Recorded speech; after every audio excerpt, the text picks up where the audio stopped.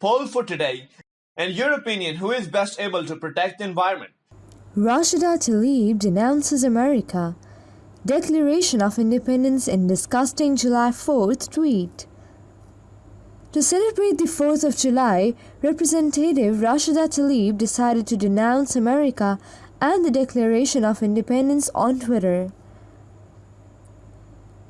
Tlaib retweeted this message. Our founding fathers were not living gods, they were fallible human beings. The Declaration of Independence did not condemn slavery, protect the rights of women, or include Native Americans. Ayanna Presley tweeted, Our founding fathers were not living gods, they were fallible human beings. The Declaration of Independence did not condemn slavery, protect the rights of women, or include Native America. So the Declaration of Independence is sexist, racist, and prejudiced. Do you know who else believed that? Roger Taney, the author of the infamous Dred Scott Supreme Court decision, and Stephen A. Douglas, Abraham Lincoln's challenger in the 1860 presidential election. Do you know who didn't believe that the Declaration was sexist, racist, and prejudiced? Abraham Lincoln and Frederick Douglass. So why is RashidaTlaib repeating the arguments of the racist Taney and Steve Douglas against the anti-slavery Lincoln and Fred Douglass? Because she doesn't know any better. From Ceylon. Yet despite its overwhelming positive impact on history, the Declaration of Independence was also a product of its time and bears some of the shortcomings of its era, including sexism, racism, and prejudice against Native Americans. I won't repeat any of the historical distortions and outright lies that the piece makes in order to make its point.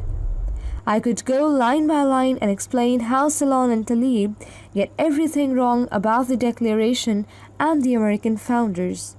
But I realized I don't have to do that because someone else already did. Now here's where it gets really interesting. Alexandria Ocasio-Cortez, whether she knows it or not, actually contradicted Tlaib in her own July 4th message this morning. Here's what AOC tweeted this morning. Happy Independence Day. American democracy was once an unspeakable idea. To challenge the divine right of kings and aristocrats was to challenge the structure of the society. The founders' notion of a government by the people was incredibly radical, and in many ways it still is.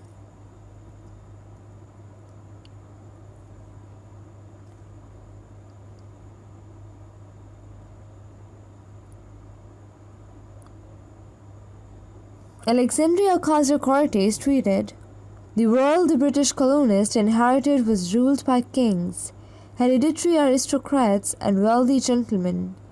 Then, in the year 1776, Americans decided to change that world. They would do without a king or aristocrats.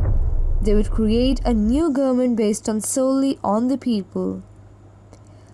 But who would really count as the people? And how would it really work? Should wealthy and educated gentlemen still dominate the government? Could a new representative form of government truly represent the interests and views of common men and women? How should those people participate to make their voices heard? Good for her. And then she also retweeted this. Frederick Douglass knew the importance of the Declaration, which is why he used it to pen a searing indictment of slavery. Read his imperishable statement. Annette Gordon Reed tweeted. Now, if you read that speech from Frederick Douglass, you'll find that Douglass, a former slave, contradicts everything that RashidaTlaib believes about the Declaration of Independence. Here's what Douglass has to say about the founders. Fellow citizens, I'm not wanting in respect for the fathers of this republic. The signers of the Declaration of Independence were brave men. They were great men too, great enough to give fame to a great age. It does not often happen to a nation to raise at one time such a number of truly great men. The point from which I am compelled to view them is not certainly the most favorable, and yet I cannot contemplate their great deeds with less than admiration. They were statesmen, patriots, and heroes, and for the good they did and the principles they contended for, I will unite with you to honor their memory. They were peace men, but they were preferred revolution to peaceful submission to bondage. They were quiet men, but they did not shrink from agitating against oppression. They showed forbearance, but that they knew its limits. They believed in order, but not in the order of tyranny. With them, nothing was settled that was not right. With them, justice, liberty, and humanity were final, not slavery and oppression. You may well cherish the memory of such men. They were great in their day and generation. Their solid manhood stands out the more as we contrast it with these degenerate times. So Rashida was just contradicted by none other than Alexandria Ocasio-Cortez, courtesy of the great Frederick Douglass. Boom!